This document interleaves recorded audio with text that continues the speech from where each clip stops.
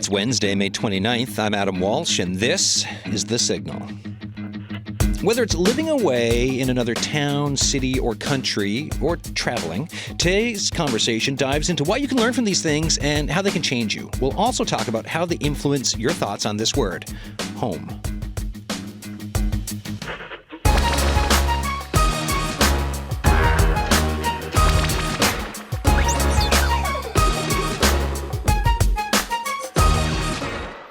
Yeah, like it's thinking about travel, right? Maybe that first time you went and lived in a city, or you remember that backpacking trip you did years ago, or something that's kind of like one of those things. Experiencing life from home, away from home, it impacts you. It changes you. And I'd like to know what you think about that. So I've got a full house here today for a discussion. But as we're talking, if you have thoughts for us, text us 709-327-8206, emails thesignal@cbc.ca, or you can call the Signal line and leave us a message, 709-576-5260. And what we do with those messages is we play them on future shows. Guests today here with me in studio. Let me see. We've got Sylvia Bermudez here. Hi, how you doing? Hello, how are you today? Good. Welcome to the show. Thanks for coming in. Thank you for having me. We've got Dyden Wedderburn. Welcome back. Migrant Integration Specialist. Thank you for coming back. Glad to be here. We've got Pierre Trowbridge, not Throwbridge, Trowbridge, everyone. That's correct. How you doing? St. John's Walking Tours.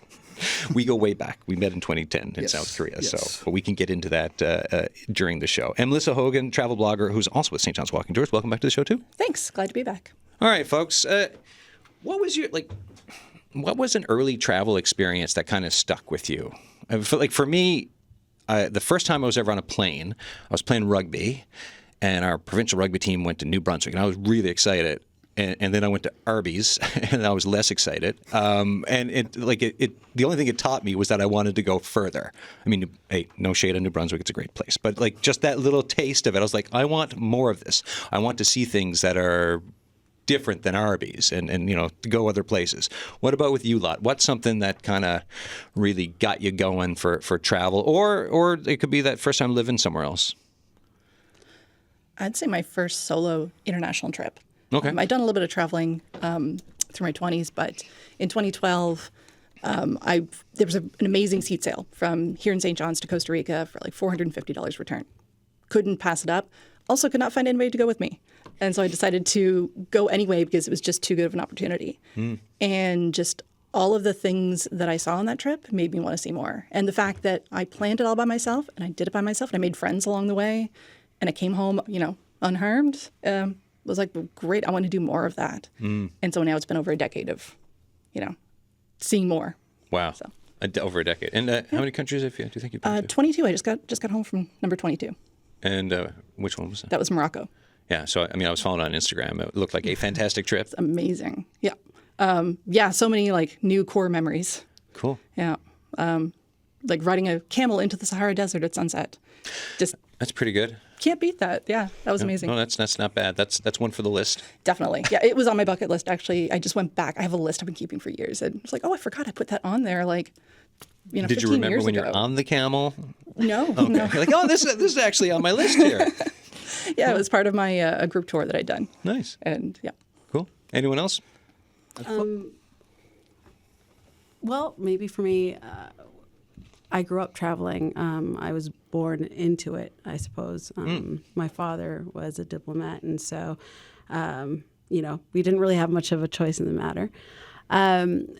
But I really came to the realization that it wasn't necessarily normal to just travel until I kind of got to that kind of school age where I was talking about my adventures in certain places, and kids were like, wait a second.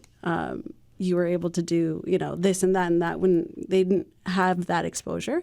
So it just kind of clicked in that moment. And I think it would have been around 9 years old that I had actually just learned so much from being exposed to the traveling, even though it wasn't something that I willingly wanted to do. But I think that's when the value of travel started to settle in. That's cool.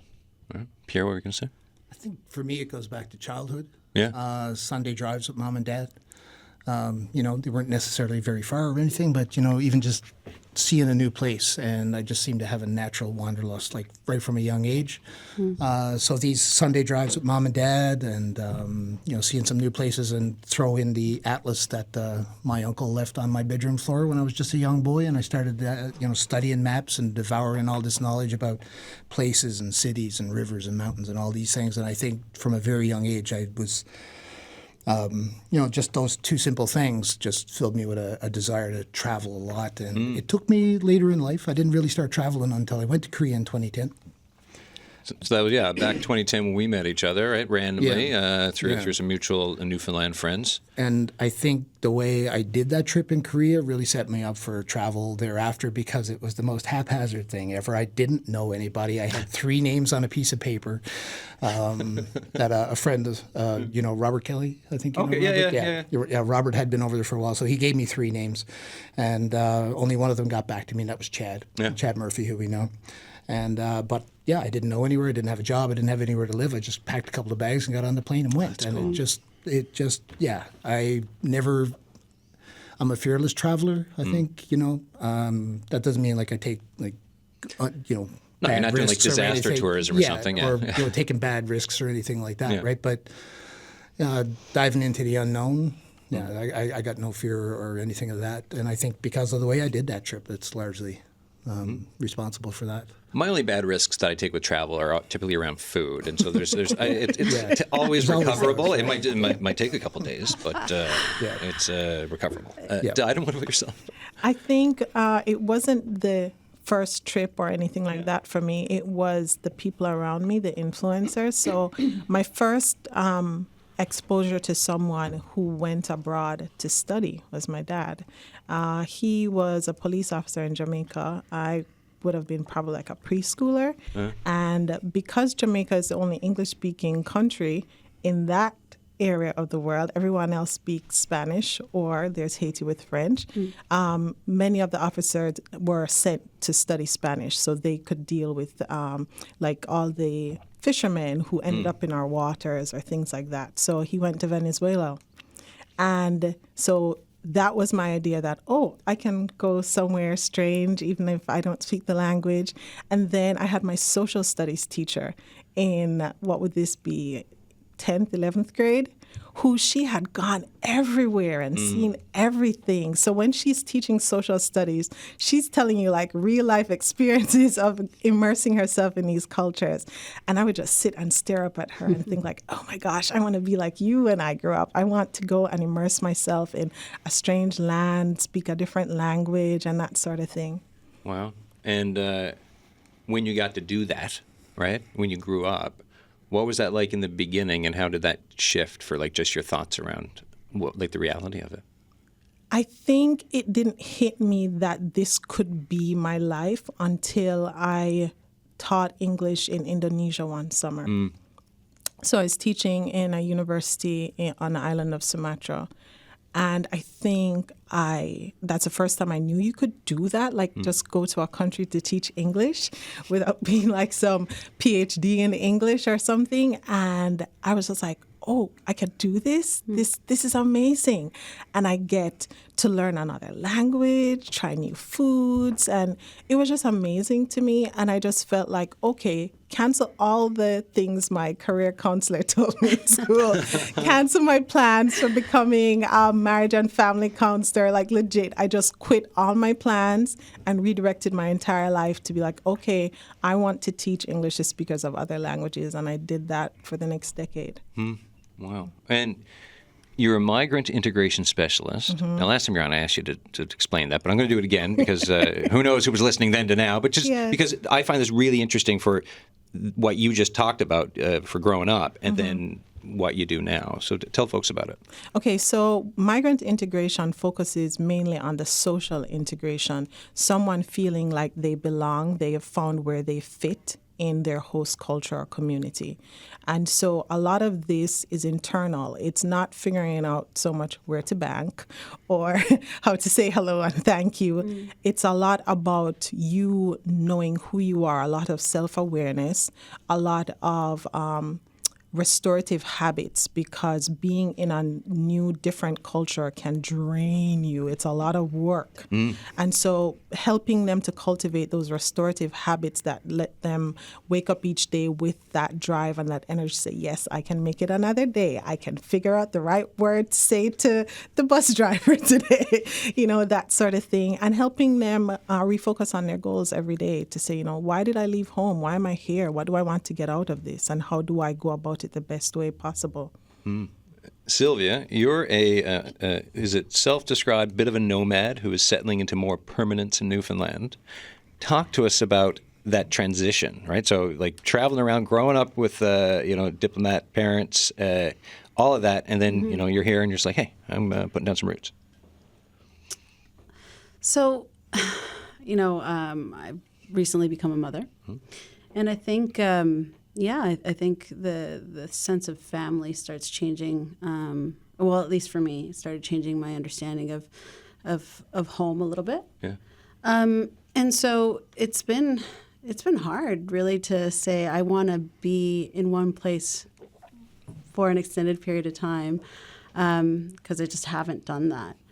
But I would say that, for me, home has always really been more of a feeling rather than a physical location. And the feeling right now, as I enter into this sort of family dynamic, understanding the importance of having support, people that I love and friends that are there for me, completely changes that feeling of wanting to actually get away from it, right? Because you kind of need that that community around you. And I'm just very, very lucky that I happen to absolutely love my partner's family. They're extremely supportive, and we live basically on a farm, so they're very close. So it's worked out really well. So I think it's just, as you enter new stages of life, sometimes that idea of home starts to shift along with it. And the shifting idea around home, I remember first going away with like the Naval Reserves, right? So go do basic training, summers after that learning navigation. My concept of home slowly started to change because I got this bigger picture of the rest of Canada, what folks were like,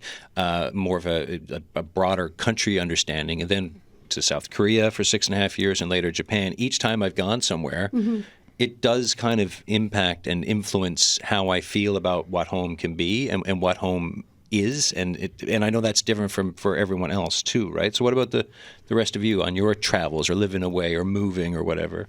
I think my sense of home is sort of almost going the other way. Yeah. I've always been very rooted into one place. I have never moved a lot. I think I've lived in 4 houses my entire life. But now I'm starting to look at the rest of the world. Where else could home be? Yeah. Even if it's temporary, because Canada's always, for me, is always going to be home base. But maybe for a few months of the year, I could make Spain my home. And like, what would that be like? What would my, and I just love to picture, to daydream about what would my day-to-day life be like in this country, whether it's Costa Rica or if it's in France or Spain or who knows where. Somewhere with a lot of sun, hopefully.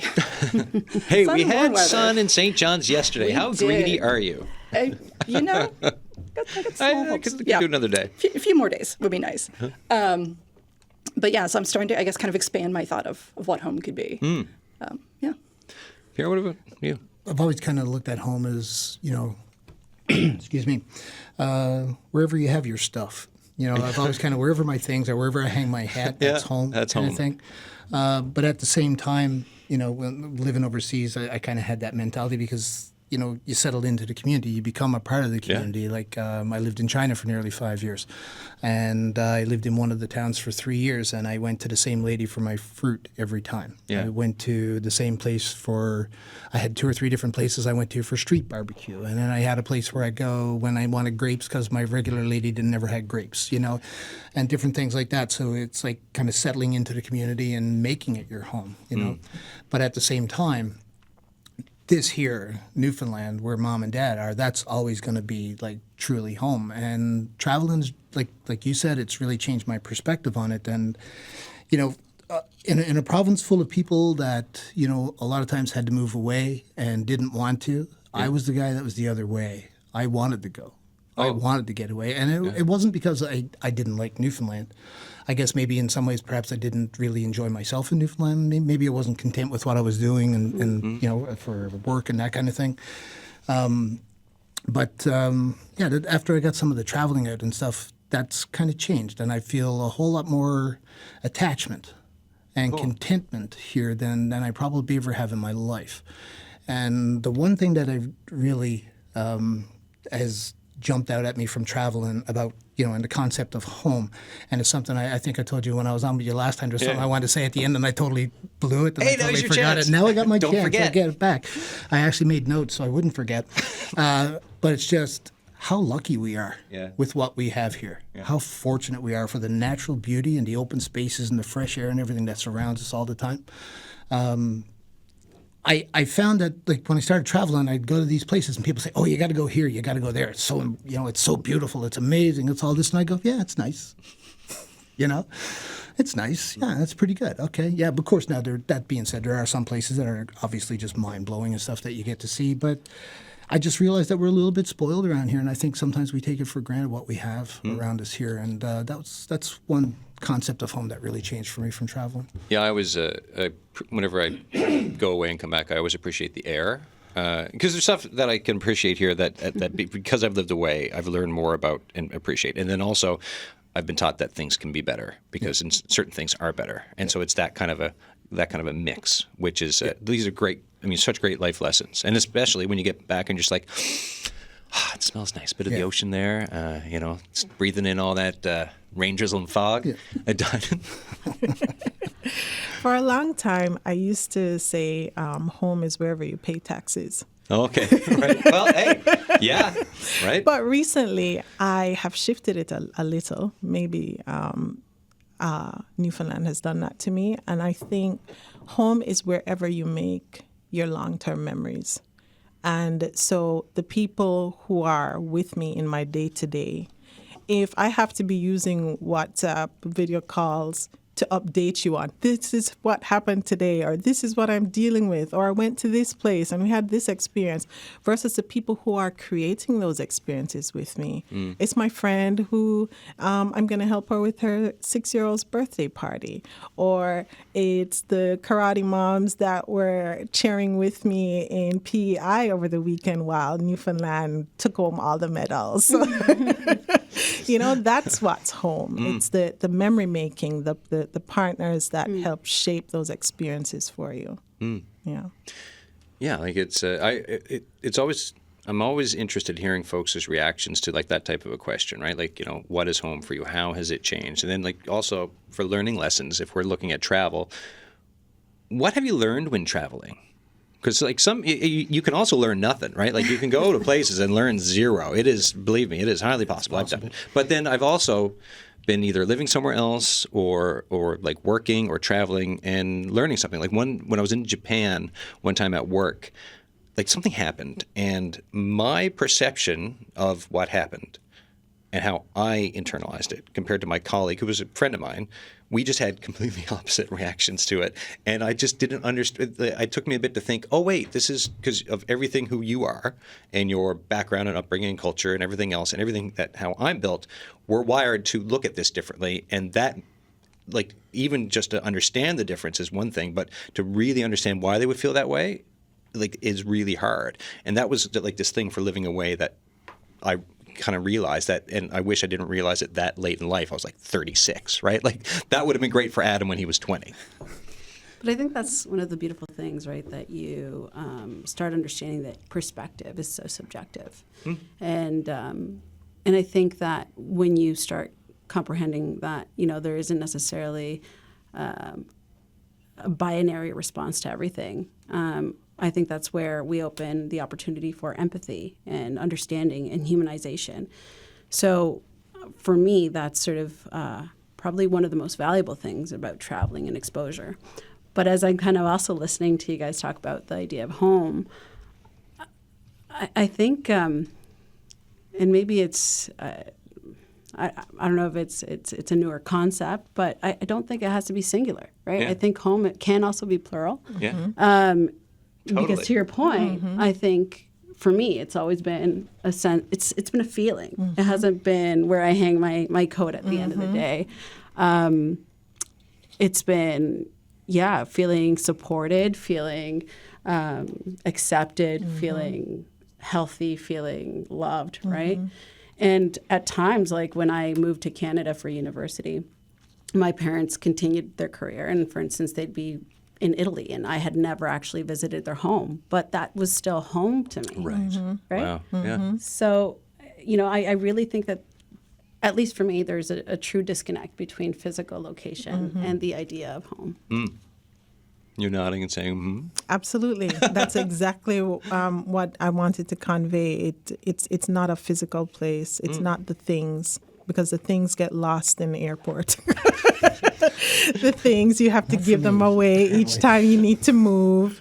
But those memories that you share with people, whether they move away from the space that you're living in or you move away, every time you remember that person or that experience, it feels like home. It absolutely does. But you are asking about lessons learned. And one of the things that I think maybe people don't anticipate about travel and what it teaches you is that it teaches you a lot about who you are. It teaches you about yourself. It increases your self-awareness, because now you begin to question, why do I do things this way? Or why do I perceive things a particular way? Or why do I expect things to work this way? Because one of the biggest things I grasped from every culture that I've been exposed to, whether I lived long-term or visited for a short trip, was that there's so many versions of reality, and none of them are wrong. There's so many different worldviews, and none of them are wrong, because people have been existing in these ideologies, in these cultures, in these ways of being for millennia. And they're thriving, they're surviving. And if I jump into their space and I copy what they're doing, I'll be happy and content too. But if I try to replicate the same thing in my country of birth, I may not survive. So it's one of the biggest things that I've learned. It will cause you to question your identity, your value systems, and sometimes you can take a lot of back to your country of birth and improve it. Or you sometimes go elsewhere and show them a different perspective. This is how we do it at home, and sometimes there's a mishmash of everything, and everyone's the better afterwards. But it always starts with looking within. Yeah, I mean, I love that, approach and thought, because I find sometimes you'll have, so there's a range for folks wherever you are, and if you're living somewhere new and you're with folks, some who are new or whatever, like there's the folks who just love every single thing about it, and everything is amazing, and like double layers of rose tinted glasses looking around, and then there's the folks that are there for half a day and like, this place is awful, and then there's everyone kind of in between, right? So like these are some of the reactions. So like, what about you guys, for Melissa or Pierre? My first time when I went to China, like, culture shock, man, is real. Like I thought I experienced a bit when I went to South Korea, but man, I was not prepared for what happened in China. Why not? Well, just I went from being an educated man to being completely illiterate. I couldn't even order food in a restaurant unless I could see the picture and I could say, I want that one. I moved into a small village just on the outskirts of a bigger city, and there was almost no English speakers around at all. I couldn't find anybody to teach me Chinese, and I didn't have particularly good apps or books at the time. That came later. Pre-apps? What world is this? I know. Well, there wasn't good ones for learning Mandarin at the time, I guess. No, so I mean, initially it was great because it was all new and exciting, and I got to travel around, and I did some beautiful bike trips and like cycling. I'm like, I do my bicycle trips wherever I go when I'm living over there and stuff. But as time went by, it just started to wear on me, like the not being able to read, the not being able to order food, the not being able to talk to people. And I got to a point after a few months. It also didn't help that the apartment that I had was on campus at the high school, and the parking garage was right underneath me. And it was like two narrow little streets that would come in behind the school, and on rainy days, on every day, people would drop their kids off there. And on rainy days, they'd be all jammed in there going in opposite directions and just leaning on the horn nonstop. Oh my gosh. And so the noise was a big problem that, the not being able to read and all that kind of stuff, that was difficult, but the noise was what actually drove me mad. And then, to make matters worse, there was a small Buddhist temple that backed on, that faced that alley, but backed onto the school. And I thought these were supposed to be quiet, peaceful people. But every time there was a festival or something, they'd have this tape playing their chants they all yeah. day long at a very high volume. And so, like, between the noise and all that, and the illiteracy that I was experiencing and stuff, it cracked me for a while. And man, it was tough. But How do you bring yourself back from that, though? How do you? I found a nice place to ride my bike. I could get out of the urban sprawl, and there was a place. I found this road that went up into a mountain, and that became my sanctuary.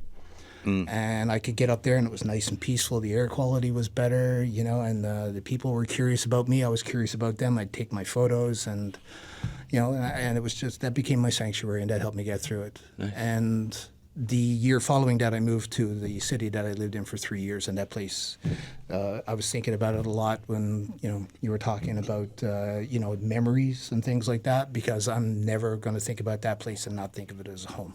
And yeah, that memory of home for you. I mean, that's a specific time and place that doesn't exist anymore, right? Which is like it's a nice thought to have because of the warm feelings you get, but at the same time, it's sad too because it's gone. Yeah. I think about that for like first in Korea, or also my time in Tokyo, or time with the Navy too. It's like really happy thoughts of that are connected to home. I'll quote something a friend of mine. I don't know if you knew a guy named Ben Appler, who's from Buffalo. I met him when I was in South Korea. Yeah, I know Ben. He's back in the States now, right? Yeah. He sells vintage T-shirts online. Magic Fly. I'll put the plug in there for him. But Ben said something to me one Sunday morning. We were nursing one, as we often did, just having coffee and stuff at one of the local shops. And we were standing outside, and he said, I know that nothing is ever going to be quite like this again, but I'm glad I'm aware that it's not, And that always stuck with me. That was pretty interesting thing to say, and it really stuck with me. Yeah. Very thoughtful man, very intelligent man. Yeah. What about you, Melissa? Well, I was just thinking back to how travel changes you and what you learn about it. And mostly I think I learned about myself. I'm an only child, so I've always kind of been comfortable with my own company. But traveling solo, I had to be even more so. And now it's like sometimes I prefer traveling solo because I can just do whatever I want when I want. You're on your own schedule. On my own schedule. And I've learned that I can rely on myself and trust myself to plan a good trip, to if something goes wrong, like if the airline loses my luggage again, I can recover from that and still gonna have a good trip. I've learned to become more easygoing, more patient, like more go with the flow. If a tour is not starting right on time, well, that's okay. It'll start or it won't, and I'll be fine either way. Whatever's gonna happen is gonna happen. It's definitely, it's over 22 countries, and in a decade I've learned to chill out a bit. Which I think is really important. And then I bring that back to my own life, to my life here at home. And just all of that together, too, has improved my confidence. So, I used to be a very, very painfully shy person. So traveling, and especially solos, broke me out of my shell a bit. Oh, yeah, I could see that, right? Yeah. To go from shy to that first trip, when did you notice you were coming out of your shell? It was probably a few trips in. I'm not sure if there was any one particular moment, but I remember having moments in some big cities that were the very first time I was there was really intimidating. But I've been back to New York. I've been back 9 or 10 times, and now it's I landed in New York. It's I'm back again. I got my routine. I know where I'm staying. I don't need a map. I've got my regular haunts there. London used to be the same thing. And I think it was the first time I flew to London, forgot to set up my data package in advance, but I was oh, wait a minute. I actually know how to get from the airport to the train station to my hotel, and I'll be fine. And it was just I'm quite proud of myself, So, it came bit by bit. There was no kind of one watershed moment, I think. You are listening to The Signal. I'm Adam Walsh. If you're just tuning in, well, we're talking about living away in another town, city, country, and we're talking about traveling. And we're asking what you've learned from these things. We're asking how it can change you and how it can influence your thoughts on home. So if you've got thoughts as you're listening to us, You can text us, 709-327-8206. Email us, thesignal@cbc.ca. Or you can call the Signal line and leave a message. We check them. Actually, I get an email every time someone calls the Signal line, so that don't worry, I will not miss it. 709-576-5260. Here with me in studio, we've got Pierre Trowbridge with St. John's Walking Tours, Melissa Hogan also with St. John's Walking Tours, and Melissa's a travel blogger, Sylvia Bermudez, who's a self-described bit of a nomad who's settled into more permanence in Newfoundland, and Dylan Wedderburn, a migrant integration specialist. So who would you be if you didn't travel?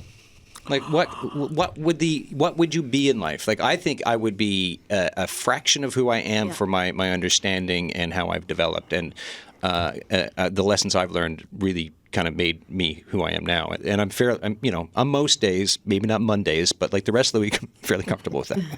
That totally resonates with me. I think it's so sewn into who I am and foundationally me that I really wouldn't know how to break it apart. And oftentimes I get that question, like, how was that life, of having to move every 3 years? And the reality is I didn't know any better. Right? I don't know what it's like. And I often sit in these conversations with a lot of Newfoundlanders that, talk about, John that did this in high school and whatnot. And I sometimes wonder, what does it feel like to kind of have that long-term connection with individuals where you kind of have that life story and that history, right? But at the same time, I wouldn't wish anything of who I am away, right? Yeah. So does it make it then for being here? Does it make it difficult to connect sometimes? Because like this place can be rather cliquish, right? It's like we've been friends since kindergarten, great, but like, is there anyone new in your friend group? Like how, like, will there be? And it can be tough. Absolutely, there's no doubt that I think, at least in my experience, coming to Newfoundland, it can be difficult because you guys have such a strong sense of home and really long established, beautiful relationships and friendships, right? So it's actually, I get it. Why justify reaching out into the community and finding more people to add to your tribe if you kind of feel comfortable? But I think. Again, I've been trained through a lifetime of travel to find my way in new places, and ultimately it does take a will to want to create that space for yourself and find a community. And so I've been lucky through sports, and my partner happened to have a really great group of friends already established, and being okay with the uncomfortableness of reaching out and phoning someone in your like late 30s and being like, let's go for a coffee, even though, we're not besties since we went to kindergarten together, right? And I think that in return, though, you see other people being like, oh, you know what? It is interesting to meet someone that I don't have that history, and perhaps it allows you to open up a little bit more because they don't have you so defined and boxed into the person that everyone else around you thinks you are. Yeah. Which I think is an interesting dynamic. That is really nice. We should do a show on making friends as adults too. It's real. It's a real thing. It's a tough thing. Maybe it's this show actually. It's like the end of Scooby-Doo when you pull the mask off the person. It's been this show all along.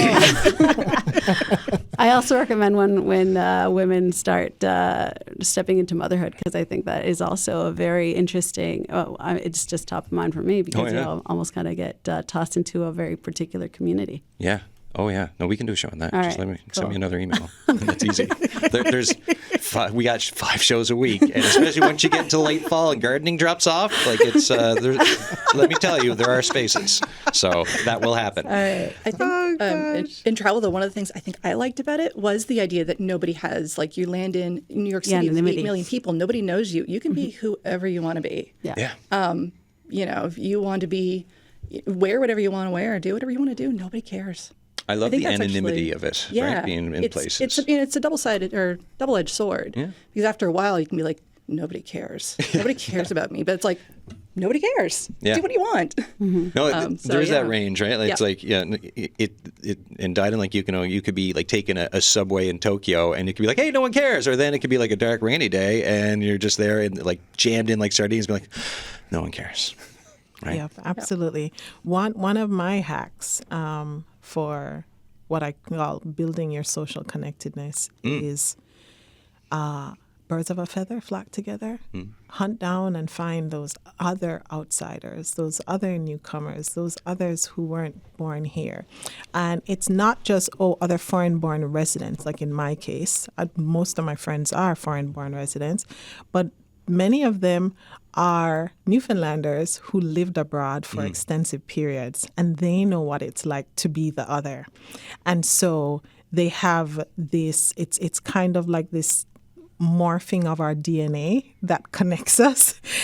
So even though they're back home, they still feel kind of an outsider because they have been rewired by these other cultures that they've been immersed in.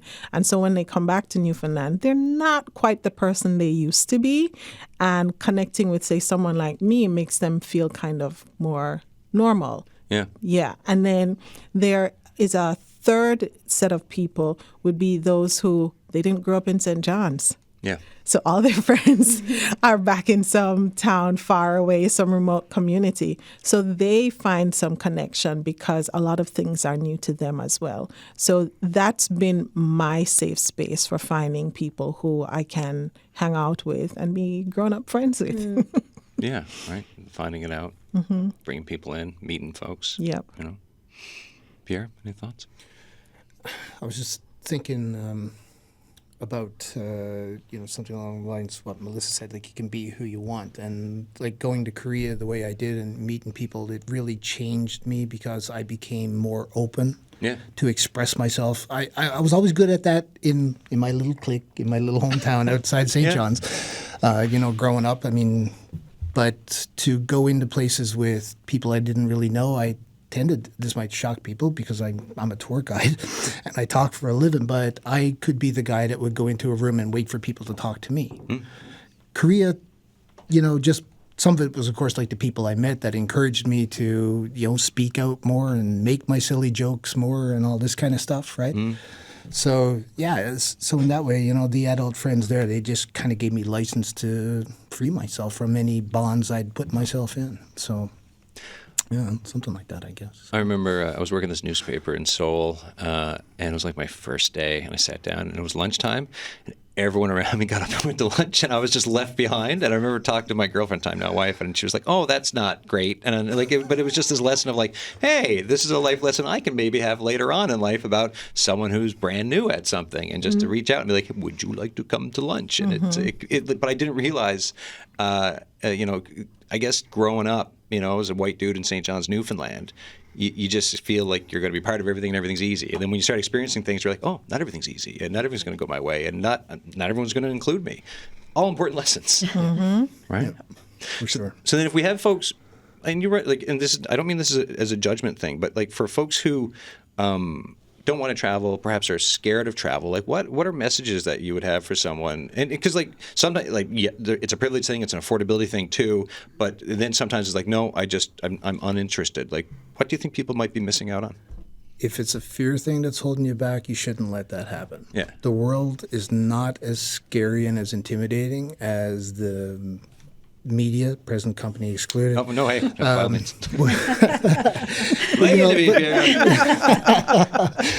But you watch the evening news and you see all this nightmare stuff and all this horror stuff, and I think a lot of people who haven't traveled, maybe they get the concept in their mind that the world is a scary and intimidating place. Now there are places that you can encounter that kind of thing, but generally where you go places, people are people. They have different ways, they have different cultures, they have different food and different things, but when it comes right down to it, most people, they care about their family, they care about providing education for their children and different things like that, so if you are scared, don't be. But don't start off by dropping yourself into the middle of something big and heavy. Just start off light. But baby steps, right? Yeah, Arby's, exactly. New Brunswick. Yeah, exactly. There you go. It's one of the reasons I go home every year. See? Oh my gosh. Anyone else with thoughts on that? I think if you are listening and you've never considered going abroad and maybe someone suggesting, you're like, nah, not my thing. I don't disagree with you. You're missing out on nothing. Why do I say this? Having hopped around the globe? Yeah. Because the world has shifted to where the world comes to you. So wherever you are, there is, if it's even a TV show that you can watch from another culture, if it's the restaurant down the road that's serving some foreign cuisine, these are little bites and exposures to the world that you get without getting on a plane. Oh, that's great.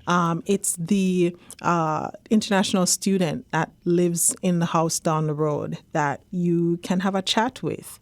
It's the new coworker who is from somewhere else. These are all people who could give you a more personalized exposure to the rest of the world than you would getting on a plane and going on a tour guided trip. Yeah. It's there. It is there for you, right? Yep. And the entry point to so many different cultures and people and personalities are around us all. Yeah, and I'm not saying I don't like. One of my popular things to do when someone tells me, oh, my kid is about to graduate high school, automatically I say, they could go to Japan and teach for a year. I'm always encouraging young people, whether they're just finishing university, congrats to all the Mungrats. Yeah, congrats everyone. If you're just leaving university, I think it's a perfect gap year. Go abroad, experience something, but it's not for everyone. And if you feel like you don't have that pull, I think every one of us sitting at this table had that pull, but it's not for everyone. Yeah. But if you have the pull, take the leap, immerse yourself. You will come back a whole new person and you will love your life more. But if you don't feel it, enjoy the world coming to you. My gap year lasted 6.5. I went for one. I think I'm still on mine. Yeah, a friend of mine was like, come to South Korea, it's fun. And I was like, okay. Because that's how it was at 24. It didn't take me much to get convinced. And then I was like, oh, I'll stay another year. And then it's like, oh, I got to get into journalism somehow. And then that eventually happened. So, What about you? This might be a little controversial, but I think, when I think about that question, I feel like it's almost a universal feeling, and maybe I'm wrong in saying that, that you really surprise yourself the most when you do different things. Yeah. All right. And I think just knowing that when you give yourself the opportunity to do something totally different, that's when you really get shook the most and maybe change the most. And I just think travel is just the easiest gateway to get that, right? To really expose yourself to something totally different. And I think the adage, you can't really see any change unless you actually put yourself in situations that allow you to do that. And I mean, what are we here for? We're not testing ourselves and trying new things. No, So I don't know that philosophically. I think I'm that's just cool. so committed to the change. There's a line from a song that I like, a band called Lord Huron, and it's called To the Ends of the Earth. And there's a line in there's like, basically it's like, what is your life worth living if all you do is stay in one place? Yeah. And that line always stuck with me. And the song actually is, talking about, climbing that mountain, and I'm going to count all the sand dunes in that desert and all this kind of stuff. It's a beautiful song, and it speaks to a lot of the different things that we've talked about with travel today and the experiences and how it opens you and changes you and stuff like that. And it's geography as well as...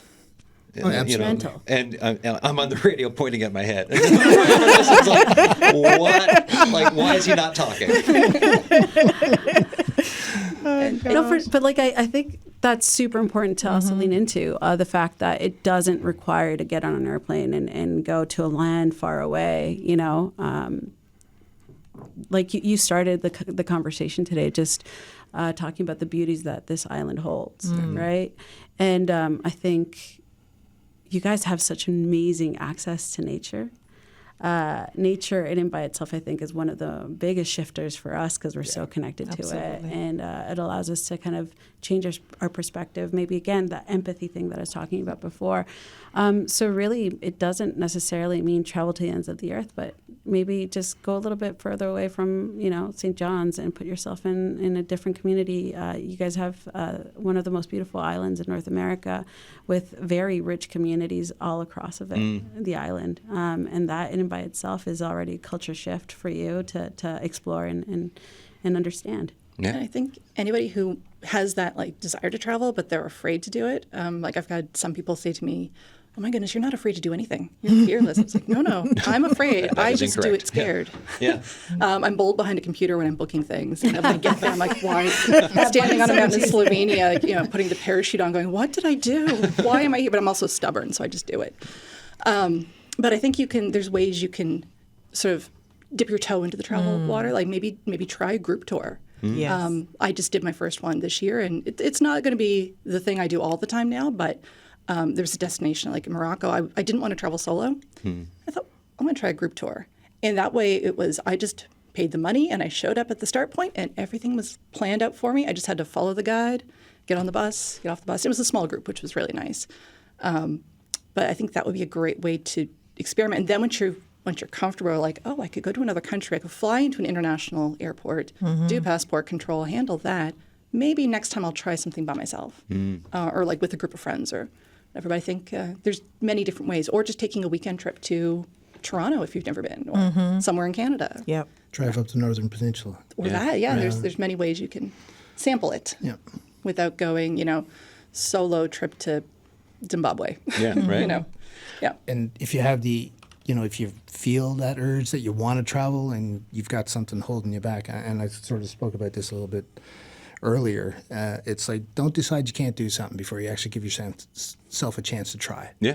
And I think sometimes we do that. It's like, oh, I don't know, I can't do that. Go through an international airport, I wouldn't know what to do. Well, nobody really knows what to do until you do it, right? Yeah, and that first time's super weird, right? Yeah, it's like, I don't know very where to go or weird. what to do. It's like, So I just look confused, and eventually someone points me in the right direction. Yeah, Try traveling with a Colombian passport. Yeah, so there you go, right? Yeah, that's like traveling on advanced levels. Yeah. You know what I would recommend, as you mentioned, start small. Also, bring a friend along. When you have company, you can get lost together and not lose your mind. If you get lost by yourself, then it becomes more of a terrifying experience than if you get lost together, because then you laugh about it 10 years later. And you're like, you remember that one time we got lost in Shibuya Station? Right. Which is easy all to got do. lost. Easy to do. Everybody that's been there has gotten lost in Shibuya Station, I think. Yes.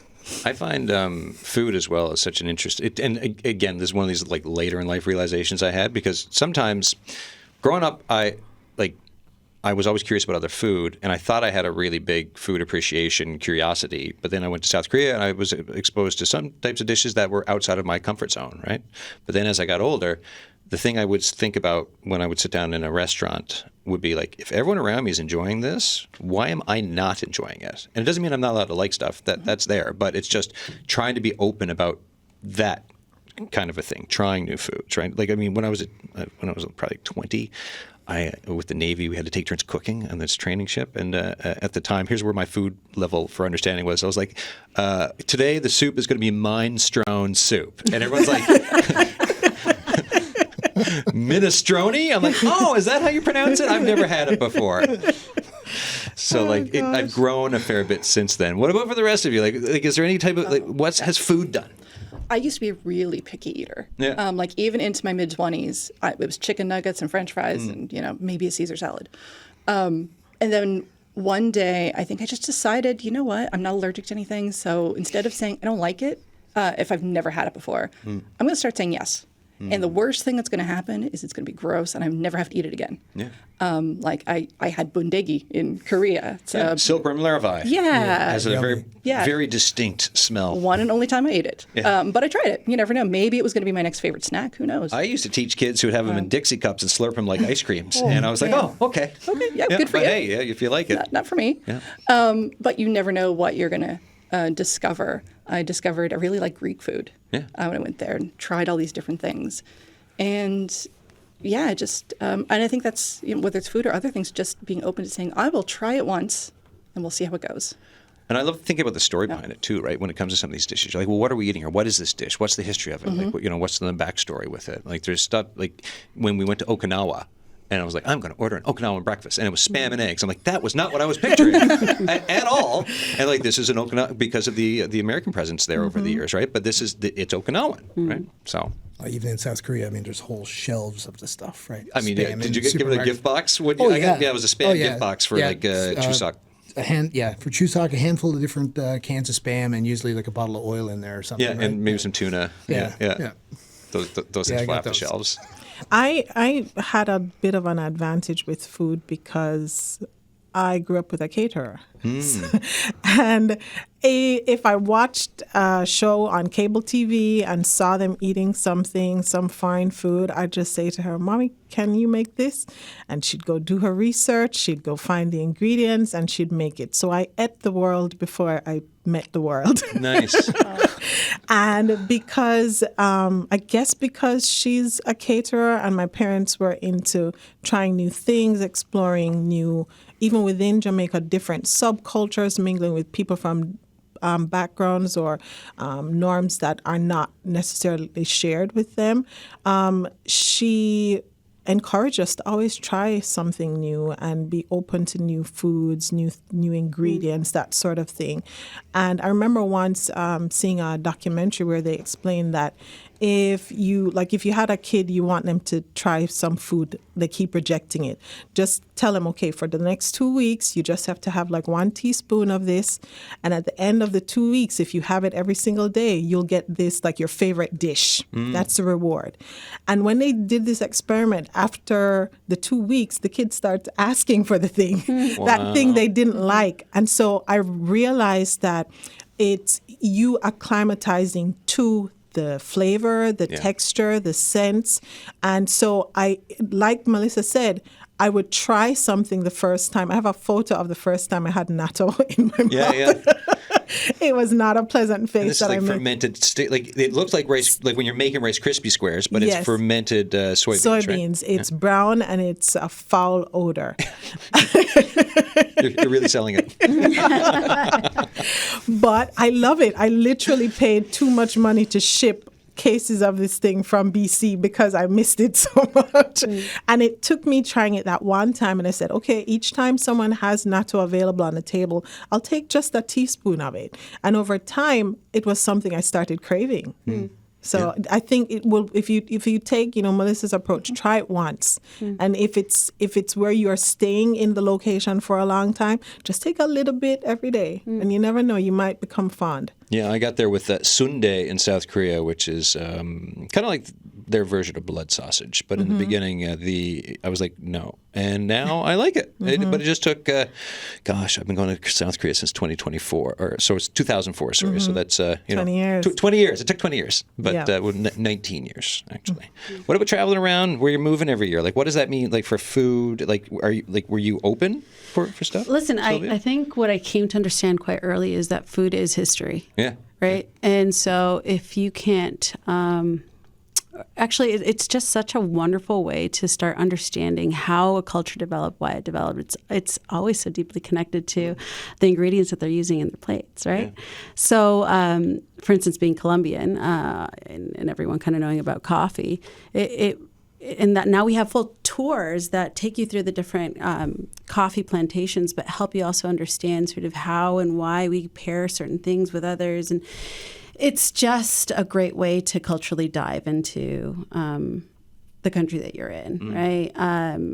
In Japan, for instance, understanding that wasabi was not horseradish, or like, there was a whole plant to it, and how it grew, and how, what conditions they needed to be in, and then, what particular area would you be able to go into. It's just so fascinating to be able to start tracing that connectedness to land, to people, to food, right?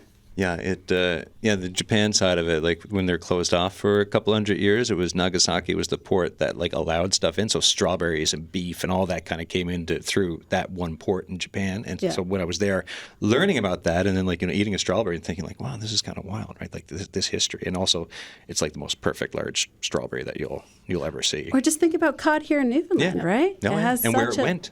Yeah.